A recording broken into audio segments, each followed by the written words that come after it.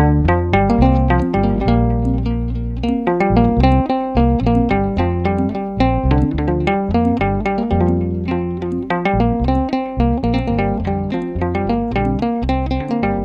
everyone, and welcome to today's program. As our guest, we have Deacon Mihret here with us, and today we're going to be focusing on his personal story and what advice he has for us, specifically for young adults, and some of the challenges maybe he went through, or maybe people he knows, his friends went through, and what we should do to avoid those challenges and to overcome those challenges.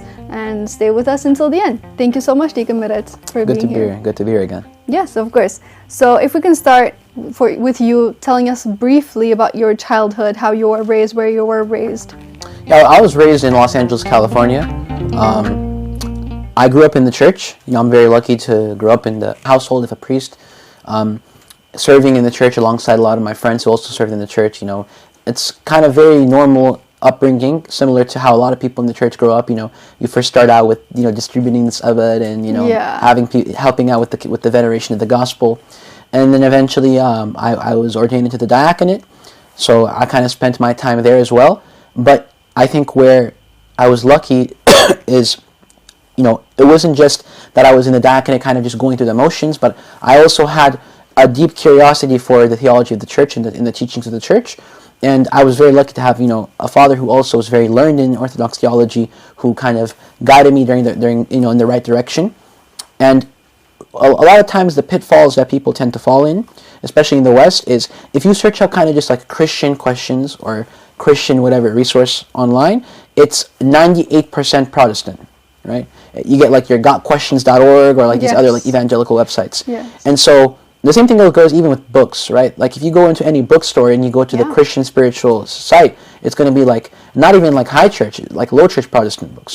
So he made a big effort to make sure that the first things that I read and the first things that I was exposed to were Orthodox, right? And kind of his intention was, I want you to have the mind of the fathers. There's a Greek word called phronema, which means like to have the mindset or the perspective or the worldview. So, it was very much a goal of ours that I would kind of be upbrought in the mind of the Orthodox fathers. And I think every Orthodox person should strive for that, whether or not you're a parent trying to bring up your child, or even if you're a young adult who is now working their way back into the church. Our goal is to possess the patristic phronema, or the mind of the fathers. So that was kind of on the spiritual side of things. On the more secular side, again, grew up regular, I went to school in Los Angeles, had many friends both in and outside of church. And, one of my big things was, I wanted to go to a nice, upper school education. So I ended up going, in college, I just graduated this past semester.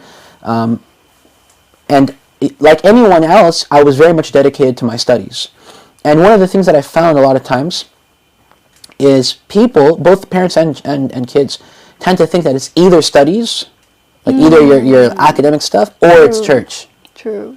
And one of the things, again, I want to give a shout out to my family here, is we didn't see that as a contradiction. It's a false dichotomy. And historically speaking, when you look at all the great church fathers, they were all geniuses academically as well. They all went to the greatest philosophical schools. They learned Aristotle and Plato and Socrates. And in fact, the Cappadocian fathers, for instance, used Aristotle and his metaphysics to be able to refute the heretics, right? So for us to try and pit the two together is kind of for us to say that Christianity is anti-intellectual, which is not true. So having that perspective, that way of knowing, was also very helpful for me, because it gave me kind of a motivation to be ambitious in the things that I was seeking and going after, in school and such. So that's kind of a little, I'm glad you mentioned that, because a lot of times I hear parents say to their kid when they're trying to be maybe more involved in the church, or joining like the campus ministry and helping out with that, they say you don't have time for that. You have to get A's, you have to focus on your schoolwork. This is very important. Right. And sometimes they see it as either or kind of thing. And that I'm glad you mentioned that. Did you go to a public school? So I was lucky. 12th grade. I was lucky to go to an independent school. Okay. But it was an interesting type of school, with a very diverse group of people from all different types of walks and ways of life. But yeah, that's my, I was privileged to have that. Yeah, and you went to Harvard university, which is, everyone knows Harvard is a huge Ivy League school. And tell me a little bit about the process before you went to Harvard. I know you said you wanted to go to a top school. How was that process like? Because for a lot of people, it's hard to get into Harvard. And tell me about that. I wouldn't say that, I have like the secret formula, because again, anyone knows that, especially when it comes to like these, top 20 schools, it goes down to, to luck, or we don't really necessarily believe in luck, but it becomes very much, it's all probable chances, right? It's a game of chances. So I would say the way to maximize your chances, at least from my perspective, is, it goes without saying, having a high, GPA and grade, we all know, but also I think being able to demonstrate that you are someone that's outgoing in your community service. And that's why I think, for instance, people should understand that church can actually help you in your academic affairs, especially if you're in high school. Like, that's part of your community service. You're serving your community. A lot of these youth ministries, you're part of a committee or a group that's organizing, food drives, the feeding of homeless people. Like, you're doing a lot of different things for the community. That's something you can talk about.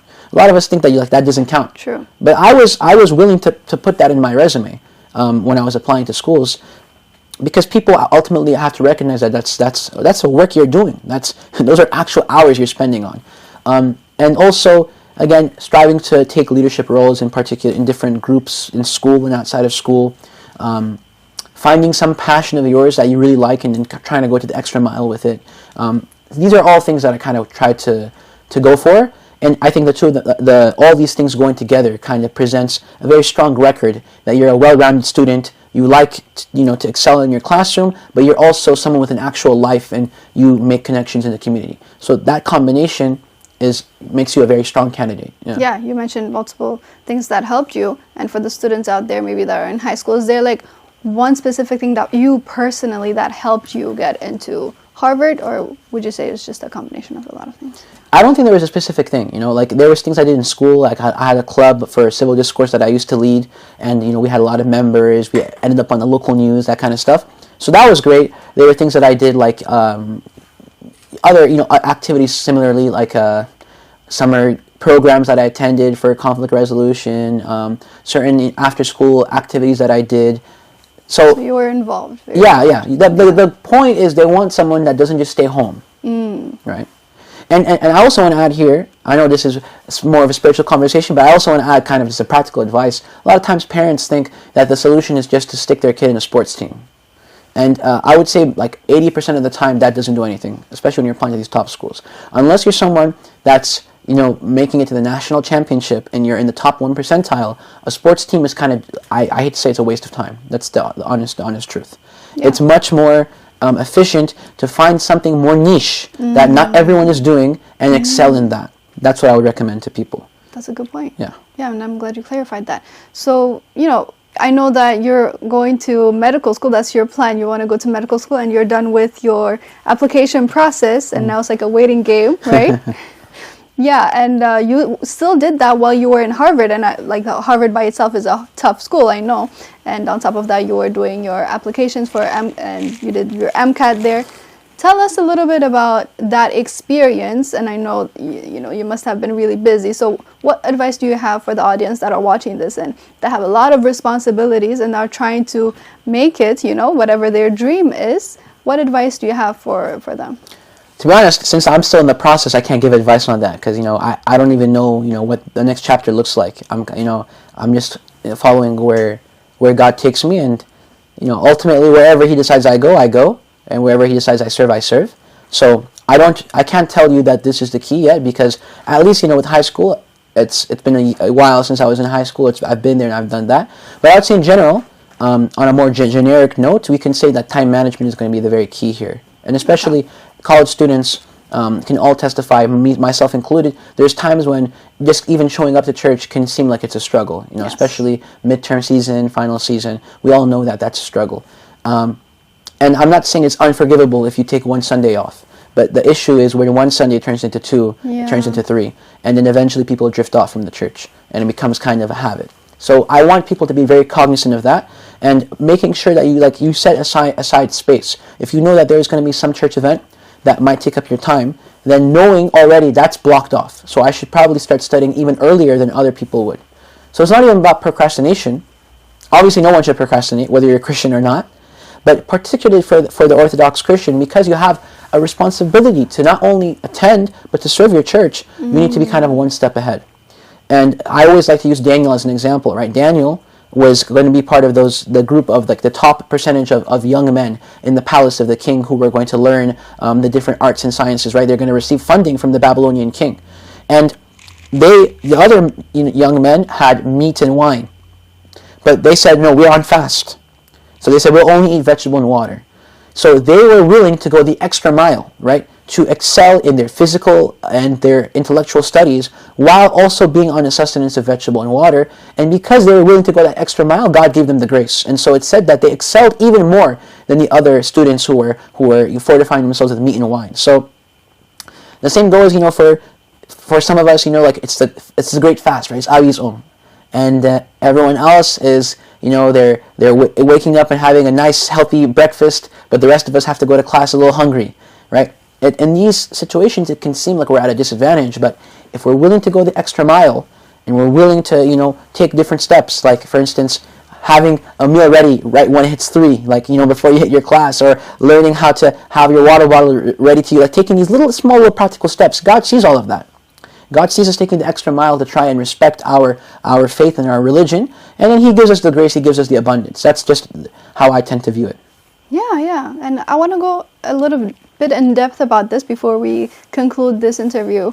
Tell us about how you are able to manage your spiritual life. Not only, you're not only like attending the church and all that, but you just wrote a book defending the ancient faith for almost 400-page book.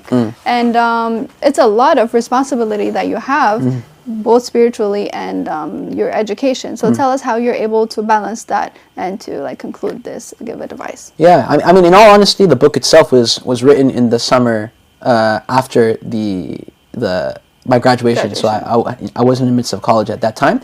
However, I would say generally in terms of advice about spiritual life, I would say make sure you surround yourself with people with similar goals and objectives. Okay. Because a lot of times in college, we surround ourselves with, our roommates and our friends, which is good. Having college friends is important, right? Especially they tend to say like your college friends are the ones that you actually end up, sticking around with after you graduate, which is true. But you need to also have that church base, right? Which is why it's so important, like the steps that our church is taking, that Mihret is making with college ministry, campus ministry. Yeah. It's very key, because if you have people who, like you, have a passion for serving the Ethiopian Orthodox Church, then even when you're weak, you'll say, hey, at least, I can hang out with my church friends, even if it's not for the love of God, God forbid. I hope we're doing it for the love of God, but at least the love of men will keep us there, yes. Right? Even when we're weak. Yeah. And not only that, you also have people that will and will encourage you, right? You're like, oh man, it's 5 a.m. I don't want to wake up. Your friend texts you, you say, we're waiting. We're outside in the car, right? It forces you to get up. So having that connection is very, very key. It will help you in spiritual life.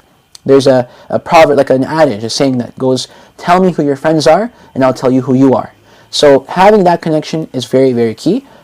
That's what I would advise. I would say, for instance, for me, in my time in Boston, one of the things that I really, really, was fortifying me was the connection that I had to fellow, young Ethiopian Orthodox Christians, and the love that they had for God, attending Bible studies, attending divine liturgies, going to the kivrabaz, that it gave me that kind of fire where I'm like, I have people my age in the same position as me, in the same shoes. If they can do it, I can do it, right? So that's the recommendation I would give. Yeah, thank you. And I heard a lot of testimonies where they say their friends are the reasons why they're still in church, because of that accountability. Exactly. Yeah, so thank you for mentioning that. So this concludes our program. I really appreciate it. It was a short interview, and I hope you guys learned a lot. So until we see each other in another program, may God be with us all. Amen.